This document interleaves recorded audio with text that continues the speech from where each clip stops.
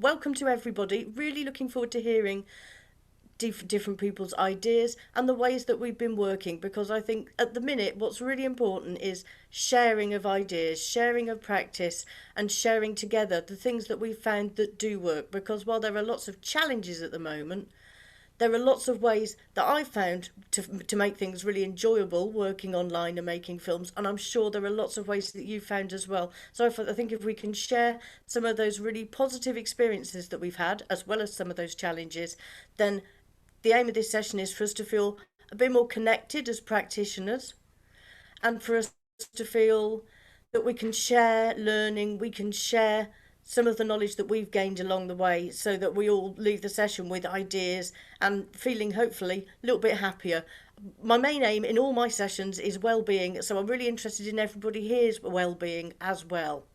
So I would say if we can have a really respectful space, because we're all working in slightly different areas, we're all probably on a different path in our journey. So there may be some people who started recently, some people who are more experienced, and just if we can share that knowledge in a really kind and respectful way, that would be wonderful. Please do use the chat bar for questions. I've broken down things into 3 sessions. First thing to do probably would just be to say, over the period of lockdown with Mac Makes Music, I'm working with young people with social, emotional, mental health, additional needs, and young people who've been excluded from mainstream education in primary. So it's working with groups of young people where there's a real need to be child-centred and child-based.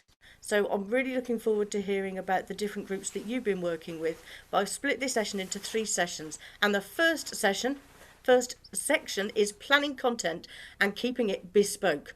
So one of the things I've been really interested in doing online is making sure that the content I'm doing is really what the young people that I'm working with want to hear, things that they want to do, things that they want to engage with.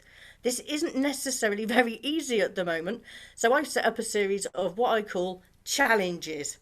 It's challenges that I set out to the young people, and in a very fun, informal way. So if I do films, I do challenges where I say, maybe you could try this, maybe you could try this, or you'll find a different way of making music. And then they can send films, they can send photos back.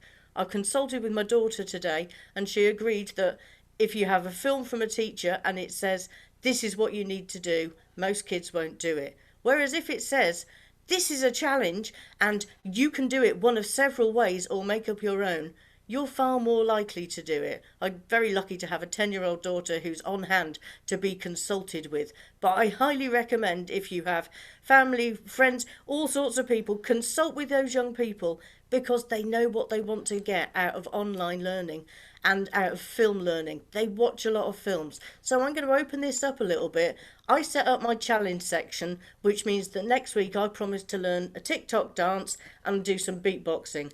They are not in my comfort zone, but I'm going to do those because it will help me gain the trust of the young people I'm working with. So I'd like to know what you've been doing to keep it participant led, to keep those young people's voices at the front of what you're doing. So if you want to put your hand up, if you want to type in the box, that's fine by me. So do unmute yourself, put your hand up. How has anybody been gathering information so that you can keep your session participant led? Gareth's got his hand up. Fantastic. Hi, Gareth. Hi, Anne. I have a pupil that I've now been working with. He's in mainstream school, but he's very much ADHD. And it's been a whole year of us not doing face-to-face lessons. I saw him last night, and he sets me challenges every week. So he starts the lesson. More than anything, I just turn up as the pupil almost. And he's like, right, this is what I've been coming together with. I've been learning Jason Derulo's song. I know nothing about this song, called Love Not War. And he puts together basically quite a complicated drum pattern that divides 8 into 2 lots of 3 and another lot of 2. He's a really intelligent 10-year-old, probably a lot like your daughter. And yeah, he is my, guiding light in this. Some of my other pupils are a lot younger, so I will send them things that are a little bit less like a video to do these things, I will just give them things like, oh, what do you think of Zach Starkey playing with The Who? I've got one pupil that loves The Who, and because they're known for smashing up instruments, and this 10-year-old boy loves that. So they look at that. Just keeping people inspired, I think, and well-being, as you said about that, it's a really important part of doing this stuff, rather than saying, make sure you've got this piece of practice done and playing like that. Just keeping it really fun, keeping it really light. But that's been a really good thing for this lad. And he said to me last night so sweetly, he said, oh, if we can meet face to face before I leave primary school and go to high school, it'd be so good, because I've missed playing together. And I just think if I had that, contact with him before he does leave, it's going to blow my mind, because we used to have such great jams. He's one of these people, his brain is moving so much at such a speed, he can't get it out of his body around the drum kit fast enough. And it's so great for his ADHD. And that's one of my experiences. Fantastic, Gareth. Thank you for sharing that. I love what you said about the physicality, but the fact you're still managing to hook in this young person, and they're feeling motivated for when we can meet together, but they haven't disengaged in the meantime. Because I think this is a real challenge at the moment, finding those hooks for young people, so that while we can share and create together and maybe share games and activities that we've found, we can also get their voices in there. Can I just, if you just give me a wave, who is at the minute making films for their young people, or has been over the past year? That's quite a few people. And who is doing online sessions at the moment that are live? So that's quite a lot more people. Fabulous, thank you. So I think it would be really useful probably to talk about both of those things. So in terms of making the film content, it's very difficult, because you don't know how the young people are reacting unless they've sent you back a film, or they've sent you back comments, or the organisation you're working with is liaising to try to get comments back on how the films are being received. So has anybody got ways that they're doing that, ways that they're working with that, to get feedback from the young people who the films are being made from? Has anybody from Seven Arts managing to gather? And just before you move on, I think Marcus had his hand up, maybe to Marcus, I'm respond sorry. to Gareth. Fabulous. Well, if you want to move on, keep things moving, and then that's fine. I was just going to give another example of what you were talking about with the group that we run up here. So Oi Musica runs a youth street band, drums and brass, think outdoor carnival procession type events. So we had a group of 40 that were meeting in two groups, sort of advanced and beginners, before lockdown. And it was very much all about playing together in a room and not reading music and just having a go. And then it quickly became that we were doing one-to-ones on Zoom, which was very different, or pairs. And we weren't really sure how it was going to work, but actually there's been loads of positives from it. The focus on technique of a trumpet or trombone player is like far easier one-to-one, obviously, than in a big group.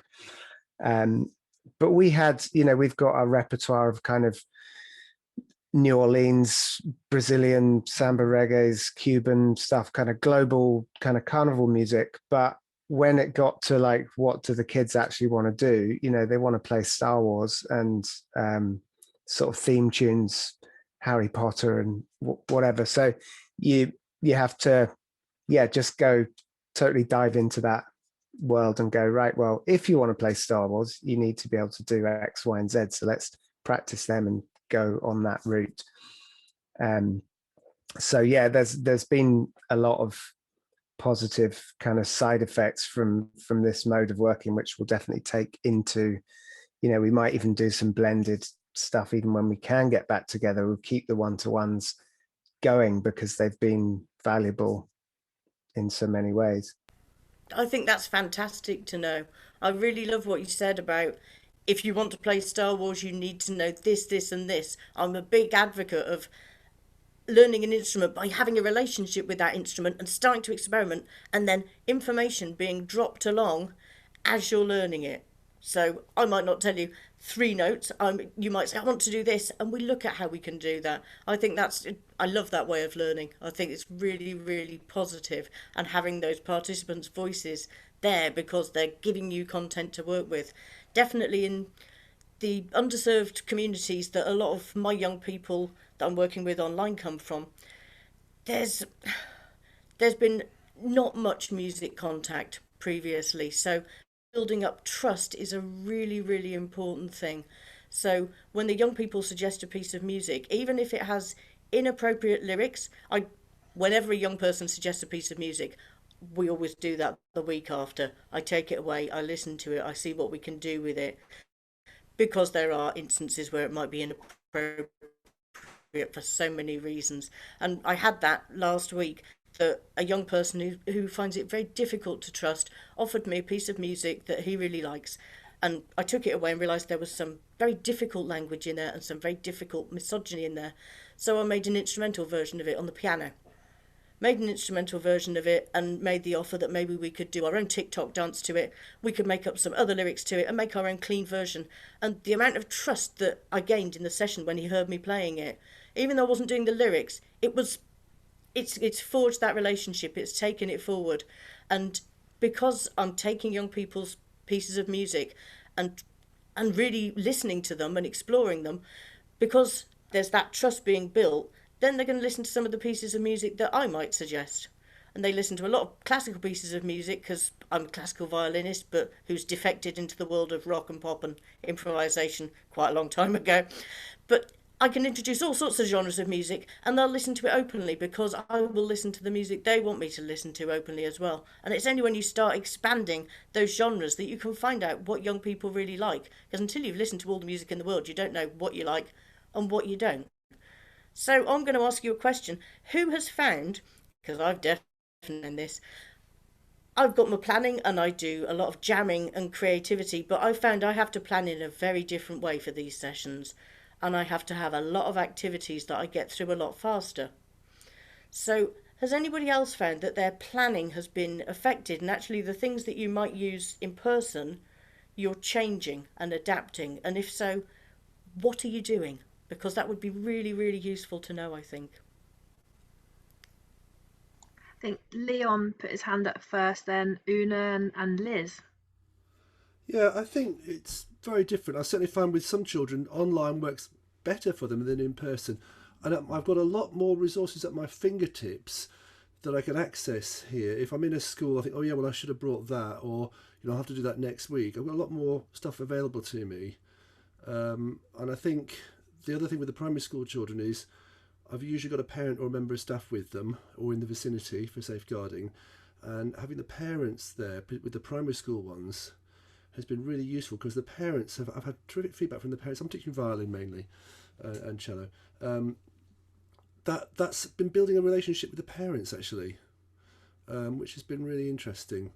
And I think to go to your other point about, I've had a lot of kids wanting to do Circle of Life or Harry Potter, and I've had to when they do that, they find that there's something technical in there that's actually really quite difficult for them because they're not easy to play, especially Hedwig's theme. It does this chromatic shift, and having to sort of perhaps put it into a different key for them to make it a bit more accessible, but it pushes them outside the zone where I would normally do. Cellos are having to do more shifting earlier on, and we're having to do some other technical work, but they're motivated to do that because they want to play the piece. So I think it moves it in a rather different way than perhaps I would go normally. And some of the children say, "Oh, I've found this on because they're at home all the time. They're researching stuff on the internet. Oh, I learned this from this video." And so I always think, anyway, I learn something from the students every day anyway in normal times. Yeah, but it's even more so now. Brilliant. I loved what you said then about changing repertoire and maybe changing the order of learning on the instrument. I think that's really interesting and very inspiring. And I also love what you said about the changing relationship with young people, because it is very different seeing somebody in their home setting. is very, very different. And it's, for me, it's, I found it very inspiring because I'm seeing behaviours of young people and thinking, actually, this is making perfect sense now. I have one young person who climbs very high onto cupboards and tries to get out of windows, and which is, he likes to climb very high. And actually, having seen the young person at home, they climb very high. That's what they do at home. I've got another young person who very much likes to be in a small space. They do that at home too. So it's interesting to see what behaviours are in school and what behaviours are actually behaviours that are everywhere. I hope that makes sense. But I've found that very interesting. And being able to also meet families and meet siblings is really wonderful to see young people in a very relaxed setting sometimes. Thank you, Leon. Was there, who was I think next, Holly? Una had a hand up. Yeah, I agree with everything there. All my teaching is live online, and I've got sort of and what is interesting, I think, is when you've got an individual pupil who usually has a lesson in a group. And one of the things I've really noticed is how they can build confidence, but it's encouraging them to actually, they're perhaps, you know, so they're hearing a lot more of themselves than perhaps they might usually do if you've got, you know, a group of 4. I've found as well, I can have lots of things planned, and you were talking about well-being, and sometimes a child will arrive at a lesson and they're just not feeling great.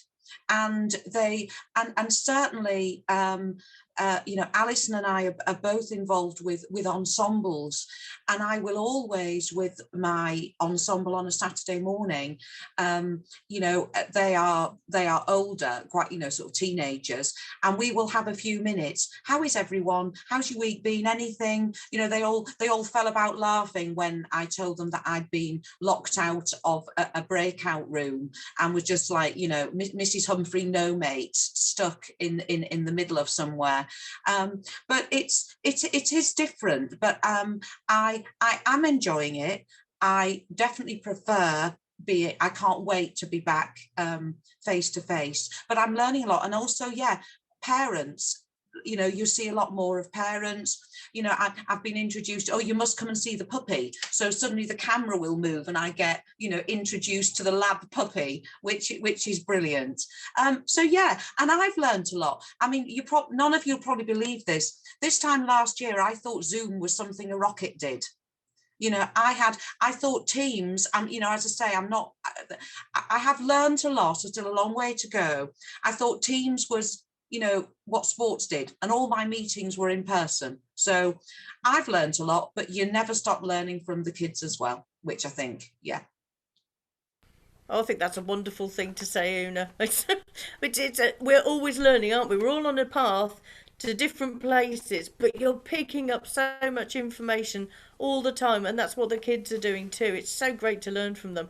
I really like what you said about social time. This is something I've been thinking about a lot, that when kids are learning online, they're a lot of the, particularly secondary kids, but a lot of primary kids as well, the whole time of online learning is spent purely learning. All the social things that you do at school, the chatting, it's just not there. And that's a huge loss. I think that, you know, the summer holiday should be a huge, everybody play out, everybody get to chat. There's a chat facility on the online learning my daughter does, and it's quite often it's shut down because there aren't enough staff to monitor it. And that's what the children really love. They help each other on the chat facility, and they just catch up and say, how are you? And they're just not getting to do that at the minute, and I think that's a real concern. I think Liz wanted to come in when 3 people put their hand up. Liz, is that still good? Have you still got your thoughts? Yeah, if you're happy for me to to jump in about with planning, I've found that planning's a lot more necessary with online sessions because in person you can kind of get the vibe of the room, or you can kind of go with the flow as it is, because you've got musical instruments there, you can follow what the kids are doing, you can do what feels right. But on Zoom it's very difficult to read the room, as there's not really it's a bit more difficult to create that atmosphere. So I think that planning is essential, and even if it's like a skeletal plan, like it's literally just these are activities we could do, and then you can ask, you know, the young people what they'd like to do. I've got into kind of like a habit of asking the young people that I work with,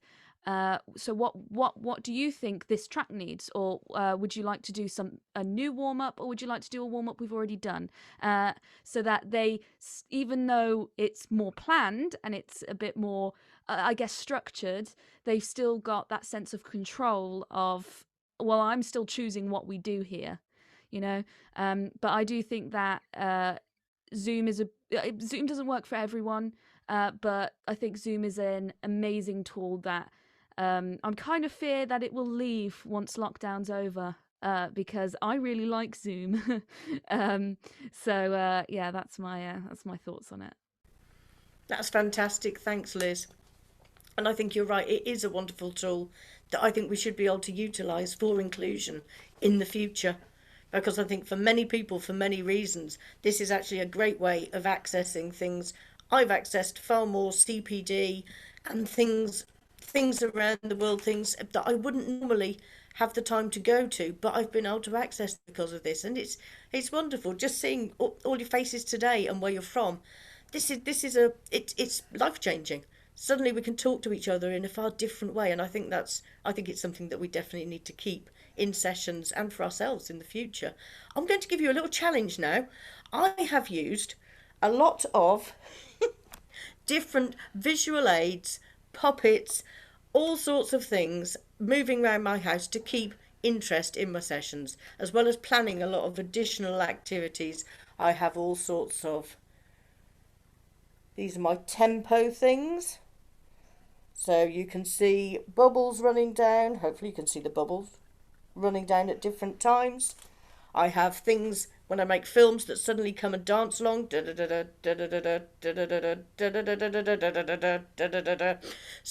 I have a lot of resources in my house that are very sensory, and sometimes I ask somebody else to get the puppet or whatever it is dancing whilst I'm playing a piece of music, because I think it's really important to keep humour in what we're doing. So another thing I've done, I set a challenge this week in a little film I've made for some kids where I found a dinosaur egg in my garden, and I've given a little story about it, but I've left it open for the kids to decide what music that little creature in there might sing, what its story might be. And I think having grown up in the 70s and 80s, I'm very used to that sort of sensory object being used in education, and I think it's something that maybe doesn't happen as much as it should with young people. So I'm going to ask all of you, if you do have something sensory or something that you've been using visually, could you show us?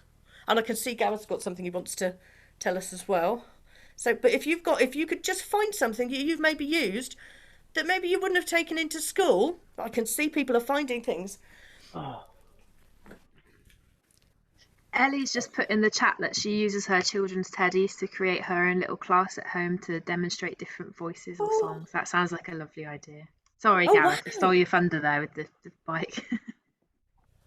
No, it's okay. What, Gareth, what is it? Well, my wife makes lots of miniatures, and this is her miniature Ferris wheel, and you can go for a trip on it. And, you know, we can use this to make a song story. She hasn't finished this one yet. If you want to, I could show you the finished one. That's amazing. And I saw Una. That was, I love. Who's that, Una? Yes, this is Mr. Happy who sits on the piano. So just, you know, this will sort of very much be a reaction. But when I did get locked out the breakout room, but when the kids came back in, I was there with Mr. Happy doing his feet. And they said, have you been here all this time? And I said, yes, I've missed you all. So I will use it. I did regale the older ones with this, but they thought that was really funny. But I use it more with the younger ones. If we're having a little competition, doing a bow game or something, and depending, you know, if they do really, really well. So yeah, that's probably the only one that I use really. Oh, I love it. I love seeing these things. Ellen, is it Eleanor? I love your ears. What have you turned into? What have you turned into? Tell us about your ears. Are you listening? Are you hearing me? Are you with me? I'm just using them. When I put them on, they just, wow. So they have to be extra aware and in the flow and concentrate on the lesson, something like that. A visual. That is a beautiful idea for listening. I absolutely love that. I think that's really fantastic. I'm thinking, Holly, that maybe if we split into two breakout rooms, we could have a brief discussion of two areas because I'm aware time is going on and I really want to hear more people's voices. So maybe we could share some more of these things we've got at home. I've got to show you my moon because I'm very excited with my moon that lights up because it also lights red, so I'm going to use it for Mars and Perseverance and making some music about that because who doesn't love space? But I think if we could split into two breakout rooms and maybe talk about those things that we're using to keep kids' interests and also the lack of instruments at home. Or maybe some of you have got kids with instruments, but I know some of us are working with kids who don't have instruments and the resources we can share for that, because I think that's something we could do in maybe 10-15 minutes, just so we've got two groups so more people can talk and tell us about the instruments they're using or the things they're having to improvise with their instruments and also the sensory and other objects they're using to make it really child focused. Is that okay, Holly? Yeah, give me 1 second. And then when we come back together, I think it would be great to talk about the latency issue. Yeah. Did you say you wanted 10 minutes? I think that'll probably be a good amount of time. Yeah. We can always share things in the chat as well, resources we've got, online instruments and apps that we've been using, because I think that sort of shared knowledge is really valuable. If we can get kids making music away from our sessions, then so important. Fantastic. And just because I'm really bad at remembering, what were the two things you wanted us to chat about? So the first one was those sensory items. So you Yeah. know the sensory item. I'm very excited. So all the different things that we might be using. I will give you a link to a sensory item company as well because they're small companies. They need our support. And at the minute, if we're not travelling, we can spend that travelling money, hopefully, on resources.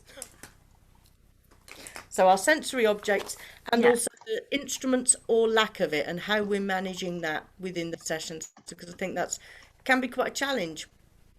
Okay, sure, no problem. Brilliant. Right, let's go. Oh, We were just about to find out from Anne what this is the best time for, and then we left the breakout. Oh, a cliffhanger.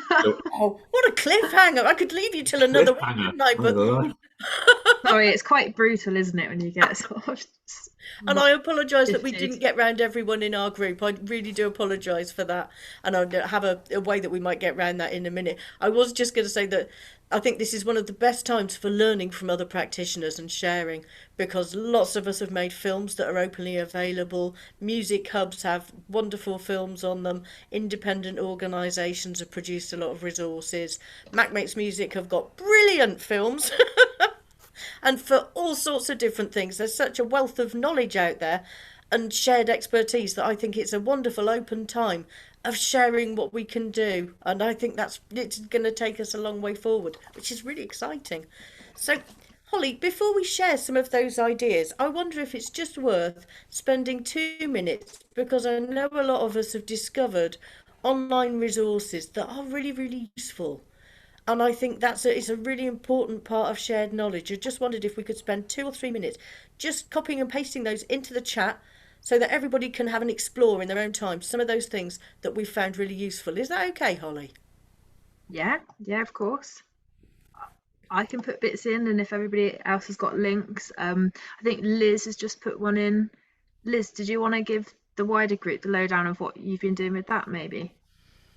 Yeah, so I work with a few young people who they have instruments, but they either aren't confident enough to fully play them or they're not available to them in the room that they're actually Zooming in. So we've used online instruments, and we use Musica mainly to make different drum beats and to do those kinds of things, so that at the same time as we're teaching them, what a kick is and what a snare is, they're also creating the drum beat themselves. So we got them to do, like, think of a number between 1 and 8, and then we put the kick in where they said it was, for example. And we found it very useful because it's also they can use it themselves, but what we've done is that we use it, and then, like, they make all the decisions, but we're doing, like, the complicated techie stuff. That was a very long-winded way of explaining it, but you get it. It's fine. Thank you. No, that's great. Lots of links coming in for you, Anne, there as well.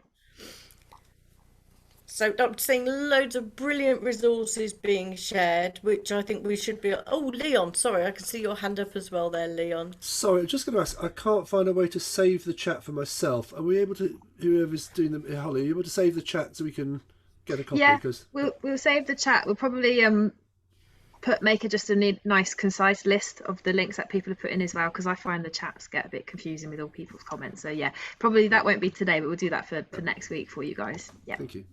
No, brilliant point. Thank you, Leon. Yeah, really, that's just invaluable knowledge in that chat bar there. So I thought maybe if we just recap some of the things that we've learned from our groups, Holly, is that okay? Yeah. So we had, in no particular order, scavenger hunts that include musical items and may include things that have got certain pitch or a certain sound, and using found object to explore timbre and then maybe link that to other instruments. We had, I can't read my own writing. We had a parrot that can give you the tempo and can squeak at different times, which sounds absolutely awesome. And if the parrot owner has any link to that resource, I would love a parrot like that, please. We had lovely puppets. We had, tuning being a little bit of an issue within wider ops, but also the joy of seeing a young person's instrument at home and maybe finding out what the limitations of that instrument are, and also meeting with their parents while we're doing that. But string instruments tuning was a point I hadn't thought about, and I think that's really interesting. We also had body percussion being really, really useful. We had homemade instruments being made, and all kids being shown how to make the same instrument and then using it in lots of ways, which I thought was a really beautiful idea, giving real equity along kids so they've all got the same thing at the same time. We had lots of people who'd made things. We had a rubbish competition where you make your own piece of music out of different pieces of rubbish. Love that. So lots of really, really creative ideas. I wrote really small, and now my eyesight is not allowing me to read it all, so if I've missed anybody's idea, I apologise, and please do pop things into the chat. And I agree, parents don't necessarily know how to use electronic tuners, and it's something we could upskill a lot of people on. So, but I think that fairly much covers it. It was very nice to hear nearly everybody's voice in a smaller session too. So thank you everyone for sharing those lovely ideas. We had very similar actually. Puppets, quite a few finger puppets, really nice things. We spoke about how you can bring things really close to the camera as well and kind of have them coming in from different angles. Scavenger hunts, that was a thing, like Liz mentioned about an adjectives game she plays, like look around you and find anything that's fluffy, something like that. Gareth had a really nice idea. He's got a mobile phone with data from his organisation, so he's able to sort of, he's tried going outside or being in different locations and making, having that as a different stimulus, different background for the kids. We said about the kind of sound tracking that, and it's almost like being on a film set and you get to make the music to that, which is quite fun. We had some interesting characters as well. There was a carrot, forgive me Emily, I can't remember the name of the carrot. I think Emily's going to show us the carrot there, and Emily was saying how helpful that is for the young people who might not want to talk directly to another person, but to the carrot. They're quite forthcoming, and having different ways of, options of who to communicate to can help. Rubber ducks made appearances in our chat as well. Kitchen objects, and actually if Gareth's a drum teacher, and using kitchen objects to try and do some percussive work, and listening, helping people get more into listening. If you're stuck with your kitchen objects, you have to do things in a slightly different way. I think that was it. We mentioned homemade stuff as well and body percussion, but really similar. We didn't quite get onto instruments at home and how that worked. Brilliant. It just sounds like we covered a lot of ground there, and there's lots of things that we can learn from each other, which is just brilliant. The one thing that we've left till last to talk about, which is something that I think we're probably all really looking forward to playing in real time together, is the issue of latency. Yesterday I had such a joyful moment where a child sang Counting Stars while another child accompanied her at a slightly different time in a slightly different key on a harmonica and homemade drum kit, and it was just beautiful. It was beautiful. It was joyful. They were interacting and they could hear each other. They could hear each other delayed, but it didn't stop them enjoying making music together. And I've kind of embraced the latency. I quite like hearing kids sing if I'm playing the piano and they're all singing Lewis Capaldi at a slightly different time. But that's okay because you're still having the joy of hearing their voices. So I've found quite a lot of ways to embrace it.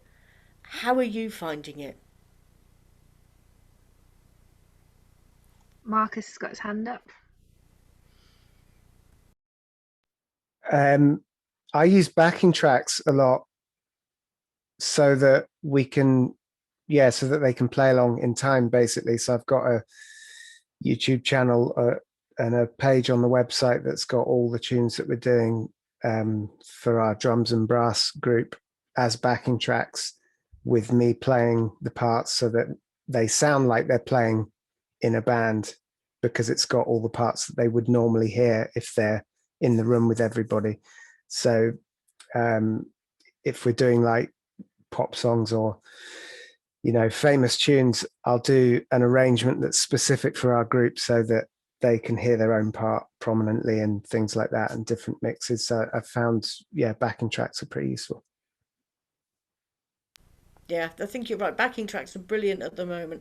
How are you if you've got a group there, are you getting, I know a lot of in a lot of kids sessions they're muting all the time, so I'm tending to encourage my kids to unmute even though it sounds quite atonal, but I'm embracing that because it's still good for them to be able to unmute and hear each other. So is anybody else sort of using backing tracks but still getting the kids to play unmuted, or am I the only person doing that? Please tell me I'm not. Leon, over to you. Yeah, I mean, I'd use the children have got the books usually. I mean, it's classically based, I suppose. So it's violins and cellos mainly. So some of the books have got a backing track which has got two versions: one without the violin, one with the violin. They're often the wrong speed, too fast. If they haven't got the instrument on, I could just record an extra track on top. I do use them in the lesson as a tool, and I use music notation software a lot in the lesson because I can just bung that up on the screen, type something in. If they need something quickly, an example or something, I can't physically write it down, I use the whiteboard a great deal. And my prop, although I haven't actually got one, is Harry the Hedgehog, who lives in here when you're playing the violin and likes to peep out through the hole. They all play like that, so much of that goes on. So I just, Harry the Hedgehog gets drawn on the notes a lot. So you've inspired. I'm going to find a little stuffed hedgehog the right size. The other thing I do is if they're often looking at the fingers the whole time and then back to the music and losing their place. So I have a little thing I always do. I'm going to say wibble if you look at your fingers. It's just silly things.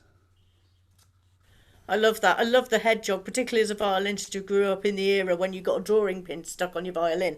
As if you did that. So Harry the Hedgehog is a much better way forward with that. Thank you. I stole it from a colleague. Love it. Shared. Alison, you wanted to come in there, didn't you? I was just going to say we've had the joy, which Una will appreciate, of online ensembles, which have been extremely challenging, and we are so hoping that after Easter we might be able to get back to some sort of face-to-face rehearsals. And so they've all been muted. It's been very strange but very nice. They've loved seeing each other. Una's been a superstar with the younger children, and so they've loved seeing each other and being together, and they've had a backing track sent. But what has worked, so the ensembles have been really, really challenging, especially with the pre-grade ones. I mean, with the grade 6 to 8 people that it's a little bit easier. But what has worked really well are our online concerts, and where we've put recordings together, and that's something that I hope will continue in the future. It'll be very interesting what does continue from what we've been doing. It really will, won't it? And I think in terms of backing tracks, if you're sending backing tracks out to the young people and they can carry on their musical learning at home and they're practicing at home, which I know happens with a lot of wider ops, but doesn't necessarily happen in all areas. I think that the incentive to do that learning at home when you're not there is so important at the moment. Was that Marcus that was waving? And Annie as well. I've got another meeting at 11, so I'm going to have to duck out, but it's been really nice to meet other people and hear everybody's experiences. And I wish I could sit and chat for another hour, because there's just so much knowledge coming through the chat and everything. Are we able to, Holly, are you able to sort of connect us with email addresses or something after this session, or is that not a... Yeah, what I'll do is I'm going to send around a really quick feedback form. In there, I'll put a thing saying if you'd like to be in an email thread with other delegates, put your email address in. So it's optional, and then I've got it. And Okay. I can start a thread off next week. Great, because I've got a... well, I'll email you separately about a couple of things I put in the chat as well. But anyway, I better go. Thank you. Good to see everyone. Great. Thanks, Bye. Marcus. Great to see you. Thanks, Marcus. Thanks, Anne. It's been great. Brilliant. Annie, did you want to come in? Yeah, I'm just a meeting. Just on the doing a band online. So me and a couple of colleagues have run a concert band online through lockdown, and we found that with backing tracks, we've got a more techie than me colleague who's done backing tracks at 3 different tempos. So then that takes the stress off for the pupils. They can start with the slow, work up to the medium, and then we delegate between us. We have a conversation with everyone and say, well, let's see how you get on with your medium tempo, and even just working around the piece. If there was a more challenging section that people couldn't make, then we have a way of just slowing that bit down and speeding the slow bits up. So it's just finding technically where everyone's happy and discussing it with everybody. And the 3 of us run the band, and we just go into breakout rooms to take the different parts. So we've got, I don't know, anything between about 5 or 7 children each. But that's worked well. I just thought to make the point of having the different tempos has just taken the pressure off the kids, and they can just go at their own speed and then come together and do recording at an agreed tempo for everyone. That's how we've been That's doing. really beautiful, Annie. That's really beautiful. Thank you for sharing that, because I think that's just so inclusive. Yeah. And so lovely. I only discovered fairly recently that if kids are learning something from YouTube, you can go to settings and slow the tempo down a few times, and it's just so good for being able to learn something, and also quite a lot of fun. So I think that's a really lovely thing to think about. Anybody else want to come in with some of those things? I'm happy for us to carry on for a bit and just have a bit of a chat. Leon? Yeah, hi. Sorry, I was going to say, I mean, I'm having to do a mixture of some of my small groups, so up to 4 or 5 children, are having individual lessons during lockdown, which takes more of my time. But some groups I'm teaching, if they're all in school, I'm beaming it into school, and TA has to be there. The school facilitates that. And there's this one primary school where I've got groups where some are at school, some are at home. So the school, I use the school Zoom login. They record it onto their system. There's a TA in the classroom with whichever children are there, and then whichever ones can join from home do. But it's not easy. They don't always, because they're from quite challenging. It's quite a challenging catchment, that one. So a lot of the parents are not that engaged. The children don't always turn up, but there's the latency and sound issues are such that sometimes it's quite difficult to manage. I think I do a mixture of, well, we're all going to play along together, and I can just watch the bows because of the latency and see what's happening. If I can see them, then when sometimes they're out of shot. There's a lot of guesswork involved with that, and then we get a chance to take turns playing individually if they feel like it. So I try to blend a few games and quizzes and things into there, but that's quite a difficult one, but it only works if you've got the full support of the school and the staff, and they are just fantastic, that particular school. But that whole doing a group online, I find in this sort of thing I'm doing, I can't do my whole class stuff online because they haven't got the instruments at home. So that's all postponed. I'm going to double up next term. Yeah, I'll shut up now. Sorry. No, it's really interesting. Yeah, absolutely, it's really interesting, and I think for me, and I hope for other people, being able to talk to other people. At the minute, there are such limited options in terms of talking to other people that it's just joyful to be able to hear other people's ideas and what other people are doing. I think it's absolutely brilliant, and thanks to Holly for suggesting this. It's such a good idea for keeping connections and making connections, and I really love the idea of us being able to carry on conversations between individuals and share more knowledge, because I think it's so important, isn't it? Yeah. One of the things that I'm going to share last is that, sorry. Oh no, I was just going to suggest, now we're smaller in numbers, just unmute yourself if you want to come in. Don't wait for us to spot you waving your hands. I just want to say I've set my children a challenge for when I see them face to face, that they will need to make an interactive wind chime of their time and how they felt their home learning has been. So different elements of whatever they've been doing at home, be it a fork, be it pencils, be it pens, be it, whatever, but they've got to make a musical wind chime of their home learning journey to show me when they get back to school. That's beautiful. That's such a lovely idea. Absolutely love that, and might have to use lots of these ideas. I was inspired by Gareth, who mentioned something in another session, and yesterday we did some drawing to some different pieces of music, because I found that I'm using a lot more listening online. I'm doing a bit more performing and playing than I would usually do, because the kids are really enjoying sitting there and being entertained.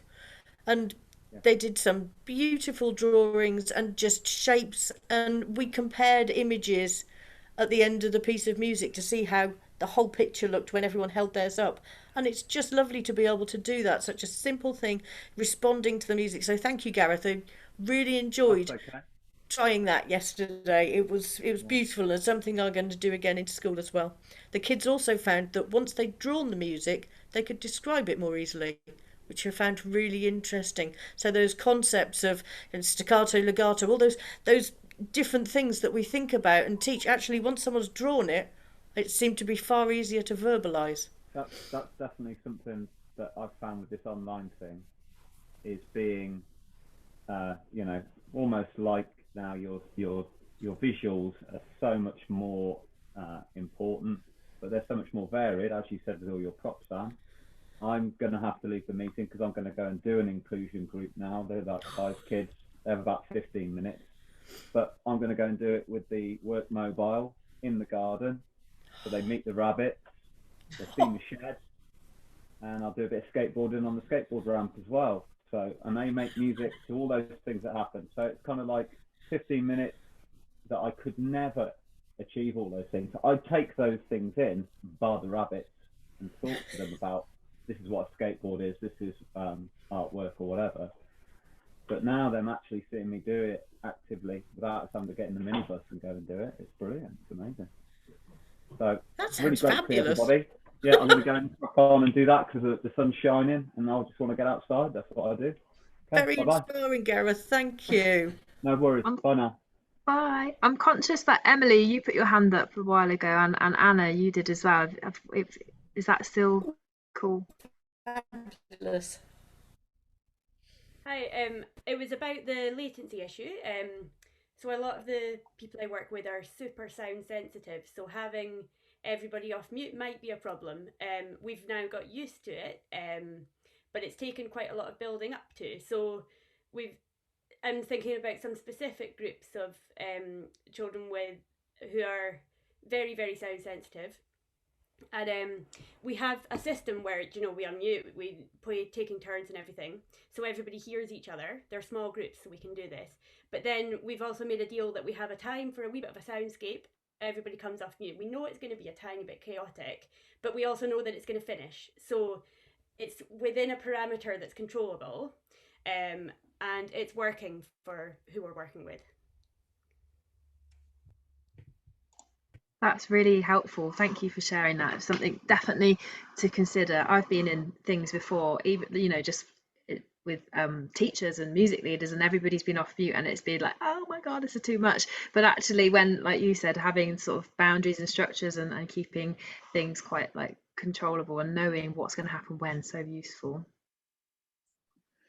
I was only just going to add, because I know that I also do like first access violin, and I'm very new to it, but definitely feeling that it's such a different approach from live teaching, and I've really just found it really helpful to do things when you can't hear things. Like sometimes I'll have like you say, the class, the 5 people in the class, and then other people on screens tuning in, and just doing things like a lot more what do you call it when you change something into, thinking about more the types of sounds you're doing. So with a train sound or a rocket sound, getting them to follow with the bow off the instrument, like just making sure. I just realized a lot the lessons that weren't working so well were the ones which were when I didn't have at least half where they were off the instrument, if that makes sense. And just making sure that if their violin's massively out of tune and you can't see them for a month, that they've got some way to interact, even if it's drawing whatever you're talking about, and so being able to do different activities, I guess, at the same time.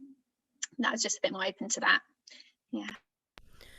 You've reminded me of a lovely cellist who said that they do a lot of their learning on the bus, because quite a lot of the musical learning we do is in our internal music brain, away from our instrument. We learn as much away from our instruments as we do with our instruments. So I think it's something that's been really highlighted here. I think that's really interesting, and something that we can carry on with. I think the physicality of playing is something that we can do without the actual instrument being there. I did a lot of air recorder a little while ago, and air playing is, you can concentrate more on the physicality without having to hold it. I think there's so much that you have to do when you're playing an instrument that it's good to be able to find different ways of doing it. I love what you said there. I think that's fab. Was there anybody else who had their hand up? Because I don't want anybody to feel that they haven't been heard. Liz. I speak too much. So one thing that we've noticed in a session we're doing is we're doing recording in our session, and we're actually making a song, and they really enjoy it. And we can kind of get over when we're just like practicing like vocals, for example, to the already backing track we've made, we can get over that latency. But when it comes to physically recording, it's very difficult because with Zoom's very unpredictable in its timing. Sometimes things will be elongated, sometimes, and then it'll like try and catch itself up and go faster, and that completely throws a song out of whack. And we've been really struggling with actually capturing the audio from Zoom into like a session. Thankfully, the music leader I work with has the ability to do that. I don't. I'm not, but thankfully he does. And that again presents itself with new difficulties, because we can't play the backing track at the same time as she's singing, because then it's capturing both of those things when we just want the vocals. So we kind of got around it by trying to direct her into putting headphones on. We sent her the track and then she plays it and sings along with it, which took a little bit of confidence building to start with, because obviously she was the only one that was going to be singing, and she was a little bit conscious about, am I good enough to sing? But she did it. We were really proud of her.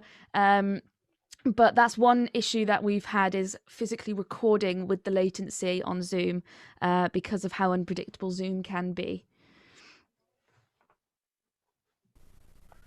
Yeah, it's something that I think can be really difficult. I've also been done a lot of songwriting with a group of newly arrived Syrian women and girls, and they've created songs, and we've had people singing solo, having been given a guide note, and then wonderful friend who's far more technical than me is putting together those recordings. And I think the joy of being able to hear people singing together something they've created in lockdown, even if they can't sing it or play it together at the minute, is wonderful. I know a lot of music services have recorded beautiful, and orchestras have recorded beautiful pieces where everybody is on the screen playing the same piece, even though they weren't able to do it together. And I think that's something that's really, for me, been really uplifting to see.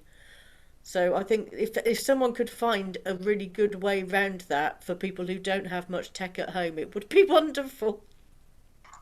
Ben wrote in the chat that he's a student looking to do music education next year, and he's in a new music group at his uni where they've been writing and playing lots of music which works with latency.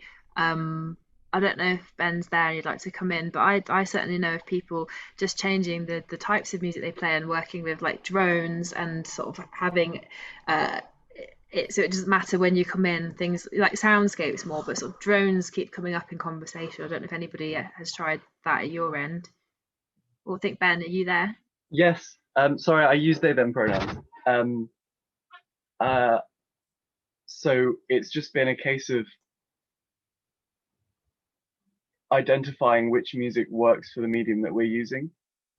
And quite often, because obviously a lot of the composers that we have, I know it's not exactly the same situation, but a lot of the composers that we have won't have the instruments that they're writing for with them. And so it's establishing that sort of cooperation and kind of an equal playing field between the composers and the performers, and making sure that it's you're writing music that is playable, and or adapting current pieces that you've got in the pipeline to make them playable for the platform. And that in itself is a very interesting task, I think.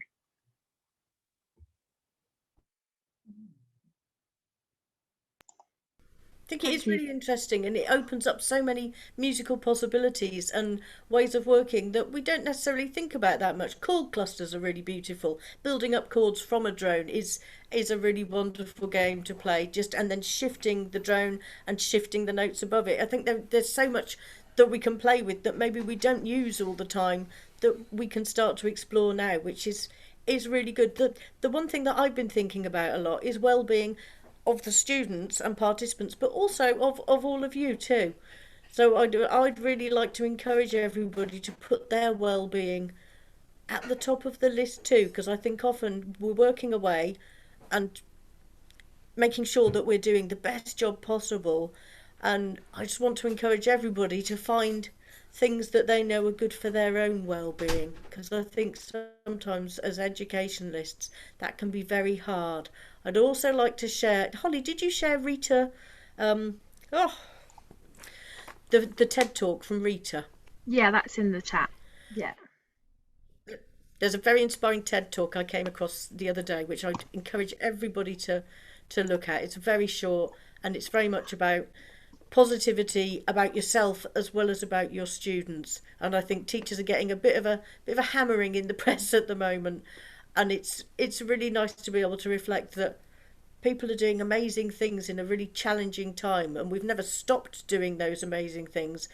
And I think to celebrate that and just take some time for yourself to just go, I'm doing a good job, because it sounds like you're all doing an absolutely amazing job. And like a lot of people, I never thought I would be doing sessions online and making films. And actually, I quite enjoy it, but I didn't think I would. Emily? A bit of a question for the group about well-being. So I'm trying to look after all my freelancers, and in the past we have outlets for us together that were kind of, we go for a drink or we go for dinner and we talk about things, and it would make everything okay. And we're all on Zoom a lot just now, and at the end of the day we can't handle staying on Zoom to chat with each other, but we need an outlet, and I want to know whether anybody's figured out an answer to that one. The only thing I've done is taken to like walk-in phone calls with people, which helps a wee bit, but any ideas?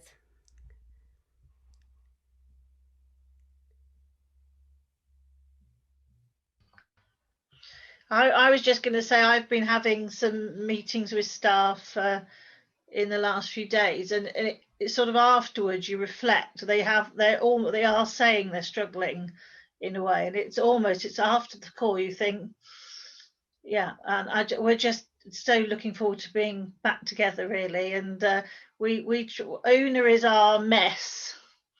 Shall I say what that means? Yeah, Una is our mess. Yeah. Well, I can be a mess on numerous occasions, but mess is mega efficient social secretary. So it is my job to organise meals out. Sorry, what's a meal out? sorry, forgotten about that. And it's really interesting because we are, we're really missing that. I think Alison and I are looking forward to when we can actually maybe have an afternoon tea in the garden, socially distanced or something. But it's I think it's difficult because actually we were going to get together a little group of us maybe over half term, and then one of our friends said, look, do you mind if I don't, because I've actually had enough of being on screen, and will you be offended if I don't come? And in the end, none of us got together because I think we'd all had enough by half term of actually being on screen, and it was to be able to meet in person is just something.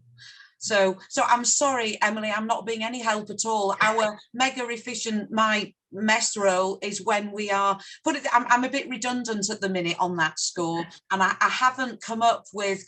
I do know people who have sort of wine and various things. I know my husband has. They've a quiz thing, and but that explains what mess is.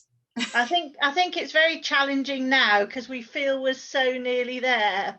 Perhaps, hopefully, I think at the moment it looks, hopefully there's light at the end of the tunnel, and it almost makes it more frustrating. I think snail mail has getting something through the post, the value of that at the moment. I've received a few cards and they've made me feel so much better. And it's something that I also received a little pack last week that had a lavender pillow spray and a little rose diffuser in it, which was from the Mac. It depends on your finances, but my internet connection is going. But I think even posting out a little card to say thank you for what you're doing is a lovely connector. Exactly. Liz, you've had your hand up for a while. Yeah, I didn't want to disturb anyone. So there's a couple things that I'm just quick firing thoughts, so you could discount any of this.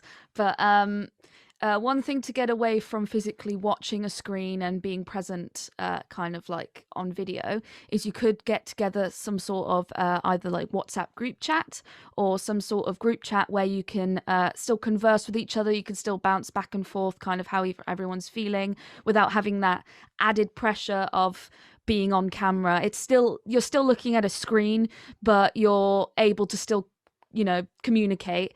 So that's one idea. Another idea I have is that, and I use this at the end of every session, whether that's doesn't matter whether it's by myself or in a group, I do kind of like a warm down where I basically do some breathing and I reflect on how I feel so that I can start to kind of deal with my own emotions, because sometimes you have to put your emotions to the side for a second while you're doing sessions. So having that opportunity to sit back and just reflect, even if it's just by yourself, can be really beneficial to kind of just allowing everything to settle for a minute. So those are two ideas that I just had off the top of my head. I don't know if either of them are helpful, but yeah. Okay, I was just going to add to that as well, actually, on the same line. It's really nice just to have a little injection of positivity in the day if you're behind the screen all day, just to have a mini check-in moment, like on WhatsApp or something. If you just say, what's outside your window right now, or this is how it looks, or what drink are you having, or just do a quick what drink are you having sort of a bit later on at night, just so you kind of get a vague idea of where, just that feeling like you're in it together. I found that quite helpful without having to text or message or verbalize. We it's probably quite boring, but we've just started some drop-in sessions for the team. So I just set up a Zoom meeting and everybody has the dates in advance, and there's no pressure to come, but I'll be there with a cup of tea, and it's people can talk about work if they want, but this week we ended up chatting about a band that somebody was in and how they used to like fall out all the time, and the band's history, and it was really interesting. So I got to know about somebody from the team and his musical life outside of work and stuff that we we wouldn't normally have time for. And yeah, it was really, he just popped in for 10 minutes, but we've set dates each week and everybody has the links, and if they'd like to come they can, and if not, there's no pressure at all. But trying to do that, and we've also scheduled more structured sort of peer support review sessions as well, where people can come and talk about things that are going on, or challenges, or things that they're stuck with. We sort of did a whole team one, and then we did more specifically those working with children excluded from school or in pupil referral units, because we've got a smaller team just to look at the more specific issues. And for those, what has worked quite well is just everybody bringing along like one thing that's worked well and why, one thing that was a challenge that they've been able to overcome and how, and one thing that's still a challenge, to try and see if the rest of the team can help, and then a snippet of music or some lyrics from the young people so we get their voices in, and just something really positive to share as well. So that's having like just a really simple structure to the session, that everybody just brings the little thing that takes up the whole time. You don't need somebody to facilitate, you just go around the room. But that's been really nice way of sharing. It's still on Zoom, haven't figured a way around that bit, but you know, that might help. Hello. Yeah, I was just going to say, I mean, I've been amazed at the creativeness or creativity and the inventiveness of musicians through the whole thing. I mean, I stopped teaching on the 16th of March. Within a week, I had the online up and running, and the main issue was the safeguarding. And within a week, everybody around the country had sort of put loads of stuff out, and we were able to get some safeguarding procedures together, and the sharing. So I think, you know, things like this, I've never met, I only know Donna, if she's still here. I think she's gone. I've met a lot more people that I wouldn't have met before. I've been able to participate in far more things I wouldn't have time to travel to. I've been doing some CPD online, and able to sort of connect with far more people, new people that I wouldn't have met before. Nothing to do with work. But I do think that if you're working 25, 30 or more hours online a week, it's a lot of screen time, and it's very sedentary. It's certainly affected my physical health in unexpected sort of ways. And I think a lot of people find it very difficult to interact with a screen because they have some kind of visual issue. I know some teachers that restrict the amount of screen time, or they won't look at the screen, they'll have the screen off when they're teaching. There are all sorts of, I mean, I don't know whether there's something's right for some research on, but I think a lot of, we'll continue doing blended. I think Zoom's great, and I'll be using it a lot in future. I've had some students who've moved away during lockdown, and they said, well, can we carry on with lessons? We can still have lessons with you online, you know. So there are some of the things you can't do in person. I have to do a few drive-by violin tunings, but I have actually managed to get a parent to put a violin bridge back on successfully. So I said, right, half of the lesson today is going to be sorting out this tuning or sorting out this bridge. Kids have to be much more independent. And certainly the younger ones, if they have to tune with the pegs, the parents have to help, because you need a bit of strength to get it to stick. But certainly, I mean, it's been, a lot of the older ones have been far more independent, and I think some of them do better on a Zoom lesson than they do in person. The violin's ready, you haven't had to get them to come from a classroom, their mind's not elsewhere, they're prepared for it, they've had a warm-up, they're tuned up, and you get much more out of it. And they're very used to using these sort of resources, and I find it's great because everything's at my fingertips on the computer. I think some real benefits. That's great. Thanks for sharing. Too much screen time. I think I agree about not wanting to go on Zoom in half term. I mean, my brother-in-law's got his birthday the weekend. My wife said, I just can't do another Zoom meeting, you know. And my other brother-in-law's organising some family quiz thing. But I was thinking, yeah, well, I would have done 5 hours online on Saturday morning, and I really don't know if I wanted to do another hour in the afternoon. You know, it's like that. That was really positive what you said.